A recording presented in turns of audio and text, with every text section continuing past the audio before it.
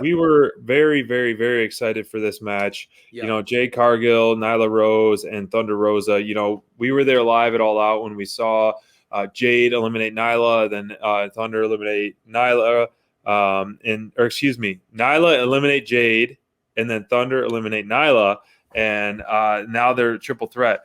You know, I would have preferred not a DQ match with this. I would have preferred a pure wrestling and match with this overall. But, you know, obviously the standout to me, well, I'm sure it's obvious for all of you, is Thunder. I mean, she clearly is, you know, it's such a veteran, such a smooth person in the ring.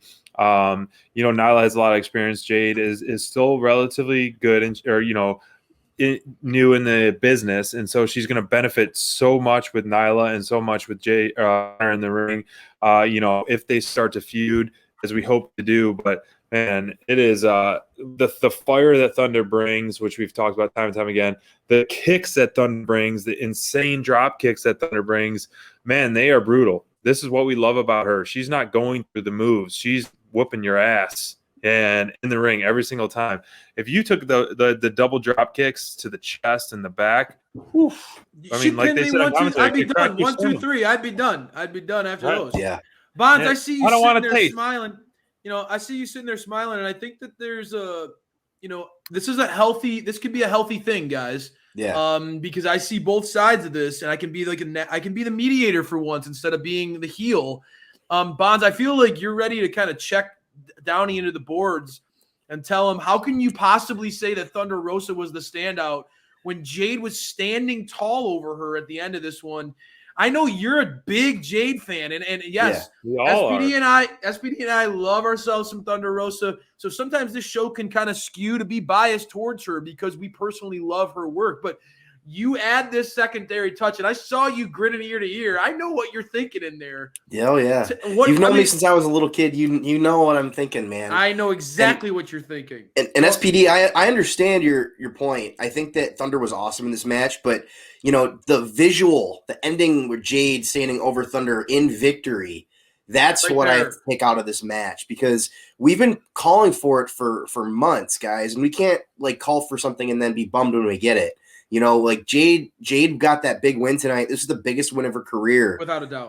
And this was a huge platform for it. You know, this match could have easily been the main event. I think the results of it, I was surprised it's not the main event because of what ended up happening. And I really loved it. It was a lot of fun. It's a shame that we got the picture-in-picture almost immediately again, but the match itself was just a blast. I think that the trios match really, because of the result, really helped. I was surprised that Thunder took the pin. We were all talking about this during the match. Like, what do we think is going to happen? That's typically what we do during the show, guys. We're usually texting and back and forth and trying to figure out, like, oh man, like this is great, or what's going on here. And we were all really surprised at the result, just personally. But, you know, I think that they kind of know what they have in Jade Cargill. They know they have a monster. They know they have somebody who's undefeated. And when you have somebody that's young and hungry and relatively green, but still can show out in the ring like she can, man, you've got something special. And I think they kind of understand, like, okay, we got something special. We've got 2 shows. Like, people are taking us seriously as competition for WWE. We have to build this division, continue to build this division, which they've been doing a great job of. We saw that on Dynamite as well. But man, tonight was a big, big win for Jade, and it was a step for her as a performer. She's going to be a big-time player now. This is not just like, oh, man, you just beat some random person on the roster. You beat Nyla Rose and Thunder Rosa. Like, these two have been champions and in the top contenders, and they've had some of the best matches we've seen in AEW. So we need to just be like, man, this is a big moment, and we have to acknowledge that, because I think it's very important for Jade just as a character and as a performer developing herself into that next step. It's a big moment. SPD, you're always looking for Instagram clips. Bonds gave you a couple right there for Jade. and that was mic drop quality right there. I'm honest with you, man. You know, and let's step back from our Thunder fandom and say, you know, because and you're right. That, to me, I think Bonds nails it when he says that the lasting visual that I get from this match is Jade standing over Thunder. And that was a very deliberate message, and it was one that I won't forget. It really solidifies Jade as a top star in AEW, somebody that they really believe in. And I took that loss personally. I mean, props to AEW for not going in a cop-out way. I think a lot of people predicted Nyla being involved in this match to take the pin, and they didn't go that route. So even though it hurt to see that, I have to give AEW some props for having some cojones and booking it that way. I got to give them credit for that. And you think about where it happened, guys, on Rampage. Since Rampage was announced, you're seeing the lightning in the background of Dynamite Download. Since Rampage was announced, we all said it. Jade needs to be one of the prominent stars on Rampage. Yep. And this is, if this doesn't send that message, I don't know what does, right? Mm-hmm. I mean, well said. This was very purposeful on Rampage, beating the gatekeeper of the women's division and the number one contender, Thunder Rosa. Jade just took them both out and has staked claim to being at the top of this division, going toe-to-toe with Britt.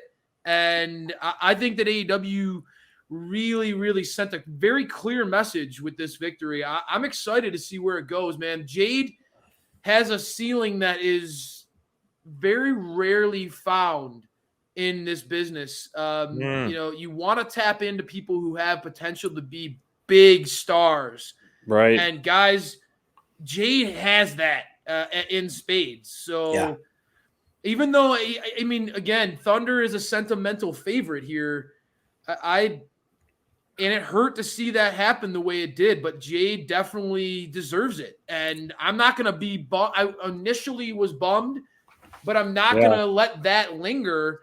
I'm excited for Jade. Yeah. And I think that, me personally, I could have said maybe Thunder was more ready to challenge Britt for the title, but this shows there's no handcuffs on Jade Cargill. She's going places and going places fast in AEW, and Rampage is going to be that platform.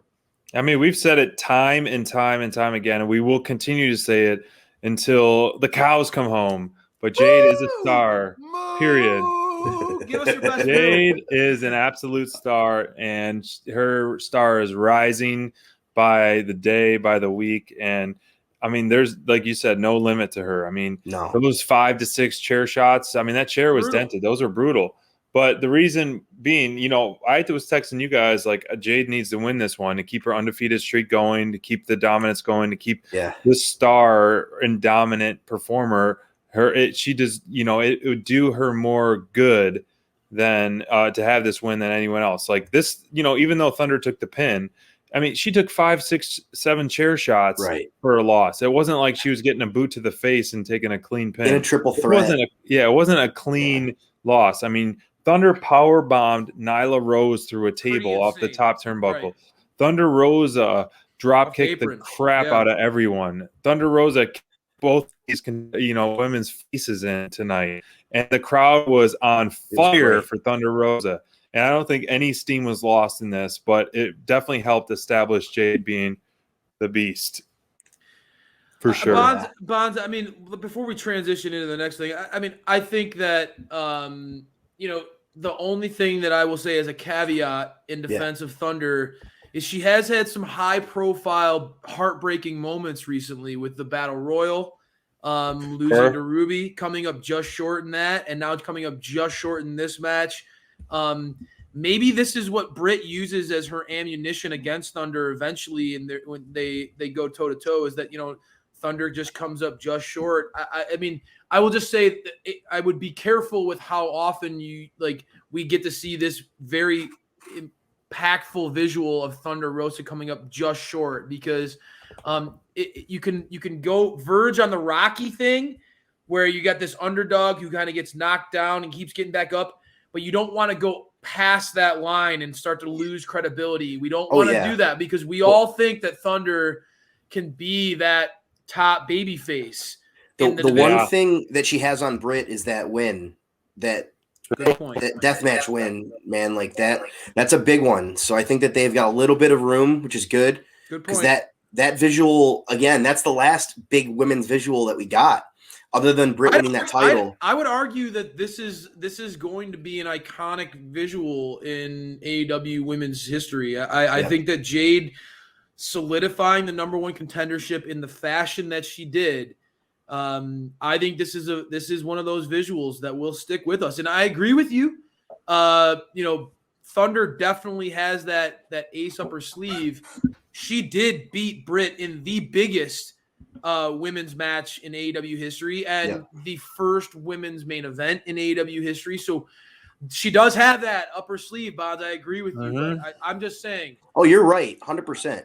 So, but I think that there's a little room because of that match in particular. People won't forget. That was a good one.